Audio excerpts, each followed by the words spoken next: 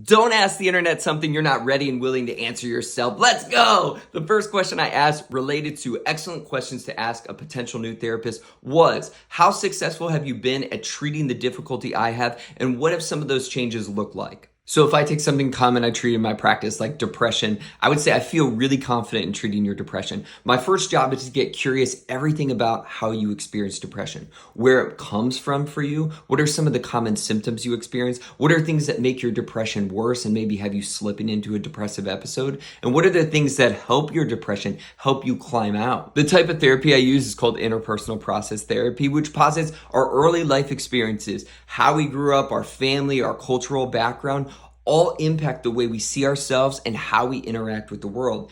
This creates patterns of behavior that can really impact depression. I've seen people make shifts in this pattern of behavior of how they interact with others, and it makes a huge difference on their depression. And a lot of this is played out between me and you within the therapeutic relationship. Question number 2, what is your process or plan when clients are not making changes? First, I want to validate this does happen. Therapy is definitely not a linear process. You didn't just develop these symptoms or this pattern and way of being overnight. Rarely does it change overnight. With that being said, it's on me to routinely check in and ask, how is therapy going? And how are you feeling about our therapeutic relationship? It shouldn't just be on you to indicate that things aren't going well. It should already be known within these check-ins. And my experience has been having this open dialogue allows us to change course and experiment with new ways of being. However, if you're really not getting what you need from me in this therapy, it's my job to refer you to another expert who may help. Lastly, how do you determine when treatment is complete? Explain that process to me. Well, another great question.